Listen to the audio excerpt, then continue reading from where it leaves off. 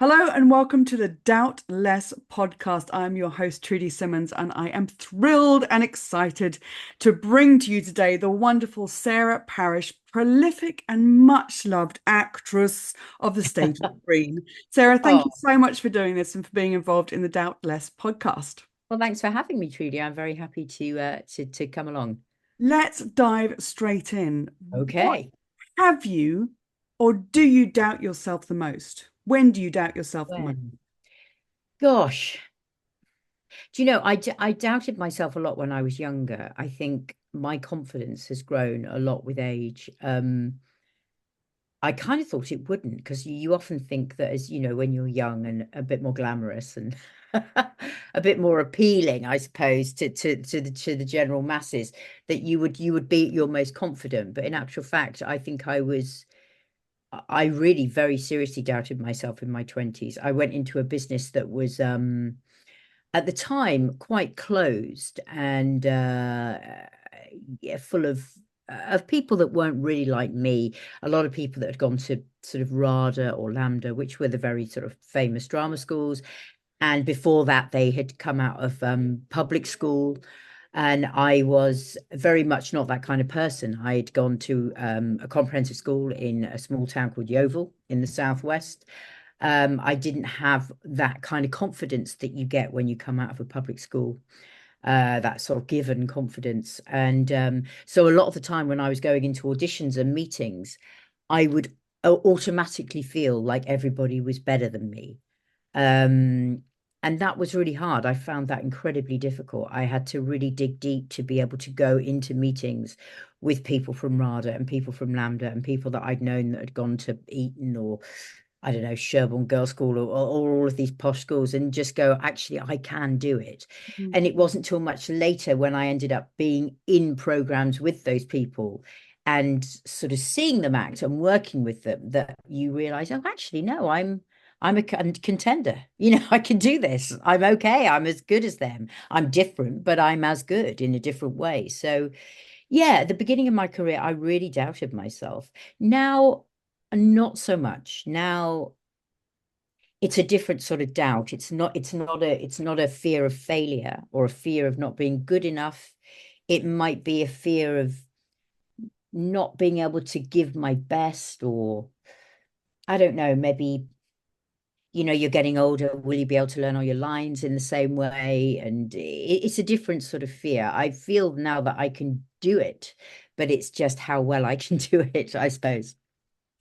And I love talking about this, especially with somebody like you who has to put themselves out there all the time, because people would assume that you have so much confidence to do what you do. Hmm. But where do you think that confidence has come from? It's difficult, really. I mean, my mum and dad were incredibly supportive of me when I was growing up. I wasn't academically clever in any way, really. Actually, none of my siblings were either, really. But we were all quite creative and musical and had a lot of interest in drama. And I think my mum and dad were great in the respect that they didn't push me in they didn't say, well, you've got to get better you've got to be more academic. If they just kind of went, okay, this is obviously she's not academic, so let's really give her everything we can it to do with the arts. Let's put her in the youth theatre.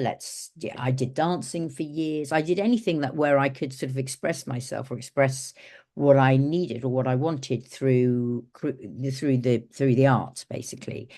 And I think that for me, having that support from my family was incredibly important because otherwise I just would have gone really into myself, I think, because I mean, I'm not saying that I was thick particularly, but I definitely wasn't brainy. And I think sometimes if you're not very clever, you have a propensity to lose a lot of confidence and think, well, I better not say anything or I better not put my hand up because I might be wrong. And I didn't feel that. I was given confidence by them. Also, I think, the more stuff you go through in life, you sort of you gain more self-belief. I was a very different person before my first daughter died. My first daughter died, Ella Jane died in 2009. And before that, I was a much more nervous and fearful person, I think. And living through things that are very traumatic and awful is obviously it's terrible, but in a way it's a gift because it gives you this sort of realization that nothing can be as bad as that. Nothing really needs to be frightening when you've gone through something which is so visceral and so raw and real. The thought of being nervous, getting up on stage and putting a costume on and pretending to be somebody else seems slightly pathetic. That's and I wonder. Thank you for bringing that up. I think that in grief, especially to the level that you must have gone through, there's this incredible feeling of you can't wear a mask, and especially in your profession where that's what you do, is you wear the Mm, mask, you create the character, and in that feeling of grief, there is no room for any mask. You can only be what you can be and do in that time, mm. and I do understand when you say that it's a gift because it is an incredible feeling of who am I now? It is. It is. It's very much sort of puts you completely in the moment. And I think hiding behind the career of an actor for so many years, it's great and it's great fun to do, but you are escaping into other people's lives constantly. So, you're spending your life being other people, basically. And when Ella Jane died and my husband and I created the Murray Parish Trust, the charity, it was very much us. The charity is us, and it meant that we had to get up in front of people and we had to talk as us. We had to explain who we were. We had to be very vulnerable in front of people as us. And that was a very different learning curve for us as actors because it's very different to get up in front of 500 people and talk as Sarah Parish than it is to get up in 500 people and talk as a character. I can hide behind a character, but I can't hide when I'm working for the charity.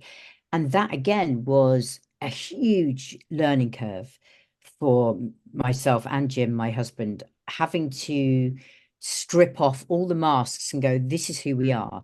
Yeah. I'm talking to you, person to person, not as a character. And I think that made, in a way, our acting careers much easier. And we started to sort of be better in a way as actors because there wasn't, I don't know, that it took away the self-doubt that you might have as human being. Yeah. We didn't doubt ourselves as much. I think we knew we could get through things. We knew we could get through terrible things. We knew we could stand up in front of people and talk about them.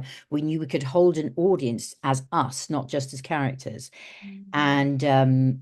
And that, yeah, I think that was a gift. So out of that sort of tragedy and out of that horror came something really quite special and something that really molded us into the people that we are now and possibly the actors that we are now. So, I'm forever grateful Mm. for that sort of time in my life that was awful and horrible, but I'm forever grateful for all the times in my life that have been awful and horrible because you learn so much from them and you grow so much from them. Yeah. Wow. Oh, I can feel that.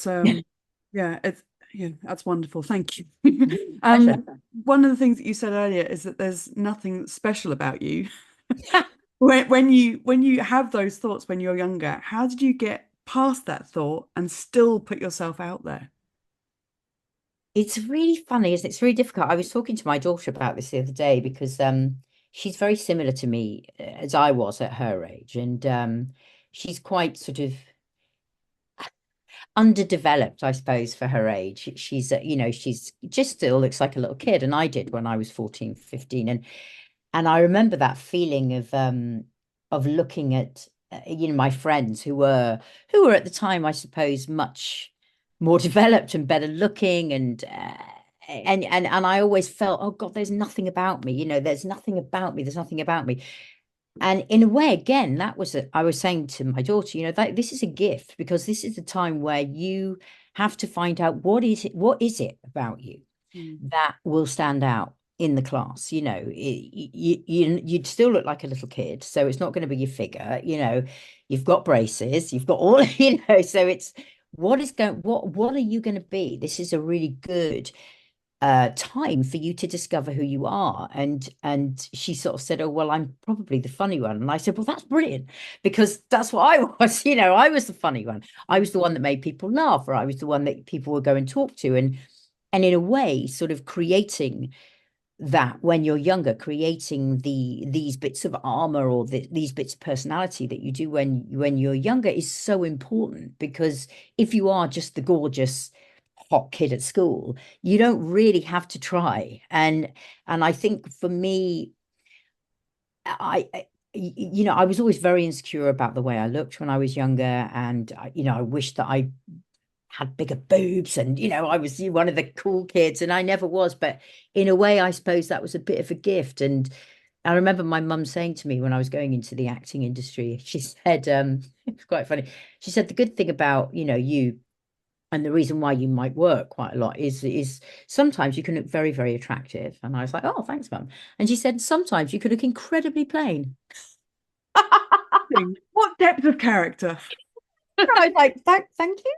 But I sort of get it, it's good to have, you want your personality to Mm, be the thing that gets you employed, not your looks. mm, And I think for a long time, and still today, I'm still sort of hung up about, because I was brought up in the 80s and 90s, and it was a time when it was very much focused on what you look like, how thin you were, all these kind of incredibly unhealthy, horrible pressures on women to sort of look a certain way, and we had all these supermodels, and I think I was quite affected by that.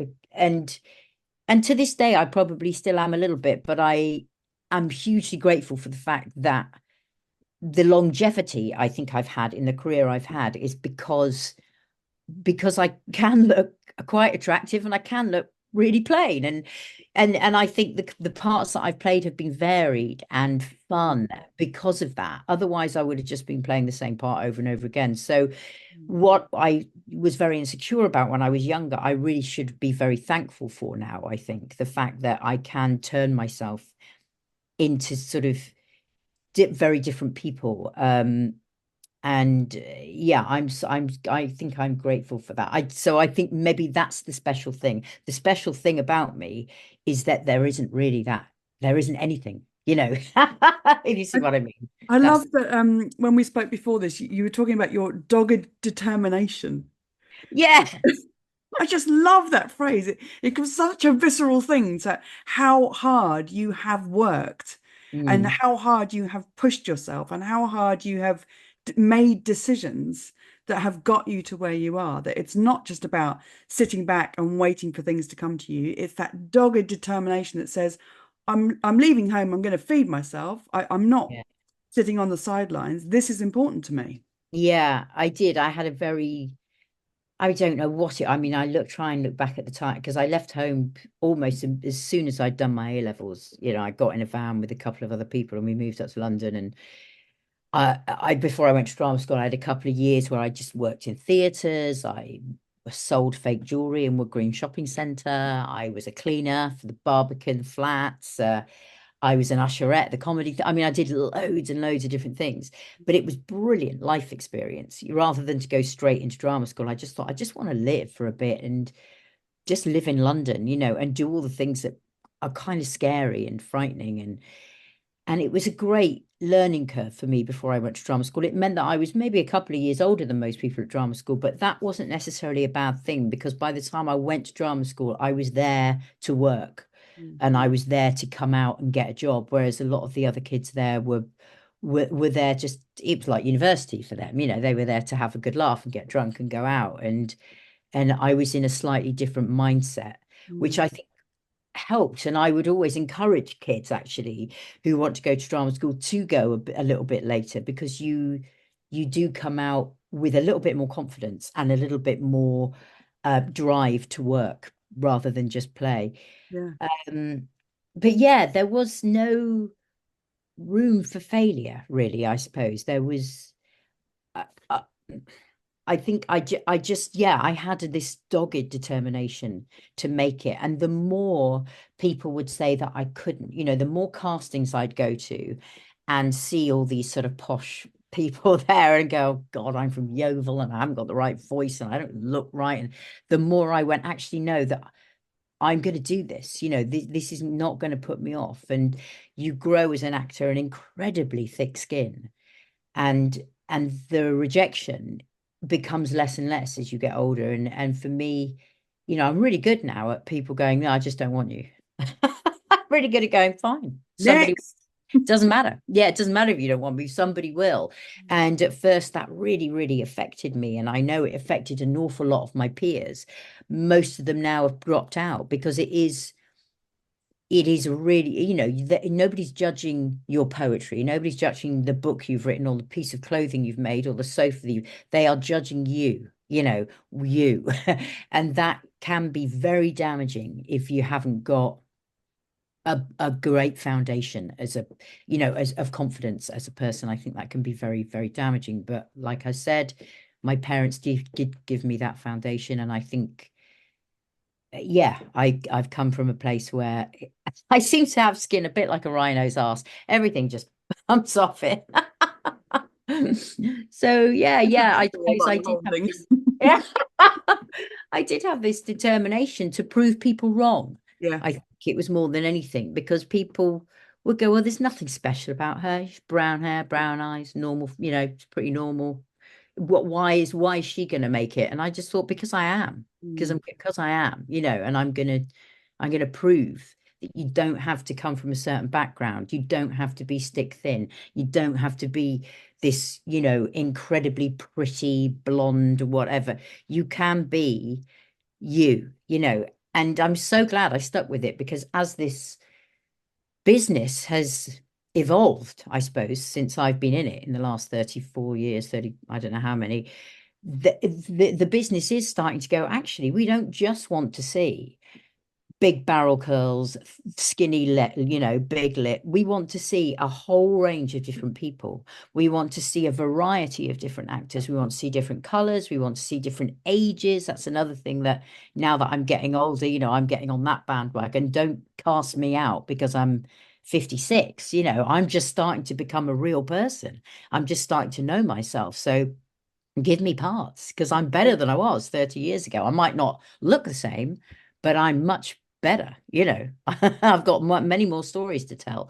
So I think hopefully the business is evolving. I hope it is. I think it is. Mm. Oh, I can feel that determination in you of that. I know. Prove it. Oh. Um, why do you think it's important to have doubts and to do it anyway? I think why is it important to have doubts but to do it anyway? Because if you don't reach out, if you don't go out, as a saying that I said years ago, and it's quite funny, it's caught on, it's now on the internet as a quote. When you see quotes on the internet with my name underneath, so I've created a quote, but the quote was, if you don't go to the end of the branch, put yourself out there to that wobbly little branch, you're never going to get the best bit of fruit.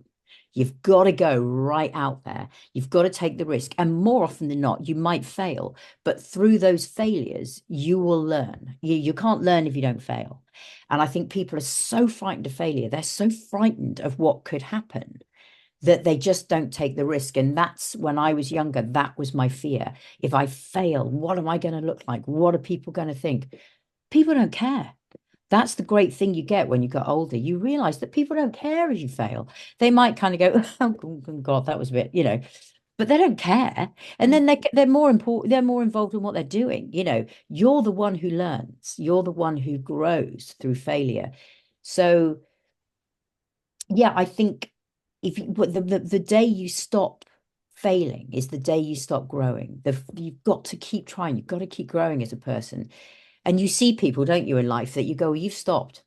You actually think that you know everything now and you've stopped. And that's such a shame because there's so much more the day on your deathbed, you should still be going, oh, I wonder if I could do that, or I wonder if I did that, that would make me a better person. And when I see people that I go, oh no, you've just stopped. You go, well, that's a waste. You've got another 30 years and you're just going to be that person for 30 years. So I think taking risks and failure and all of those things are part of life and such an incredibly important part of life, and they make us the best person that we could be. Yeah. And it's that feeling as well of, well, what if I fail? But then the flip side of that is, well, what if I succeed? And Exactly. What when if I you succeed? talk, Yeah. when you talk so much about how passionate you come across and the passion that you have for the industry and what you do and what you bring, that passion drives the fact that, well, what if I succeed, rather than, well, what if I fail? Yeah, And yeah. so many people get stuck behind that. I know, and I get it. I get failure is frightening. It is. And if you're not a confident person, the thought of trying something and failing can be really, really sensitive and really painful. But the more you fail, the more you're willing to fail, I think. The more you mess up, the more you go, it didn't really matter. I got away with that. And uh, so you've got to take that risk. You've got to. That's what life is about. Life is about failing and learning, failing and learning, failing and learning. And in all those failures, there will be something world changing, mind boggling. There will be something that ignites a growth in you that is insane. So yeah, fail, keep failing. Ignites a growth in you. I love it. Um, so what are we going to see you in next? Are you allowed to say anything? Oh, so what have I got coming up? I'm on the TV at the moment in a thing called Piglets. Here's a great example of failure. Now, Piglets has got the most terrible reviews. It's a comedy on ITV that a lot of people have really hated, but some people have really, really loved. So instead of looking at the awful reviews, I've sort of looked at the messages from people that have really liked it, and that's great. So that's on at the moment.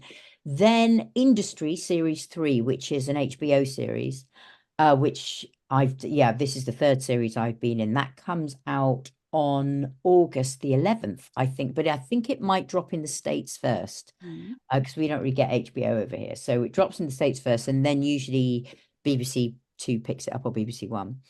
And then I've got a great series called Curfew coming out on Paramount Plus about a world where men are curfewed from 7 p.m. till 7 a.m. Sounds great, doesn't it? Just to see if there is less, to have less violence on the street and less femicide and things like that. So it's a really, really interesting concept, and it's already started to get a bit of heat and a little bit of conversations and arguments and debates going on about it. So that will come out in October. And then I've got a little documentary coming out. Jimmy Nesbitt, the actor, Irish actor, and myself did a thing called DNA Journey, which is it's a little bit like Who Do You Think You Are? Don't know if you've seen that. So it Yeah. sort of goes back into our DNA and our history and who we are and our past ancestors, things like that. So it's a busy year. It's been a good year. It's a lot coming out. Varied, so varied. Look at you. No doubts in there whatsoever. Uh, Sarah, I'm so grateful for your time and for your openness and your vulnerability and what you've been talking about as well. And that fire that you were just talking about, that passion, it absolutely comes through. So thank you for that as well. Oh, thank you for having me, Trudy. I enjoyed speaking.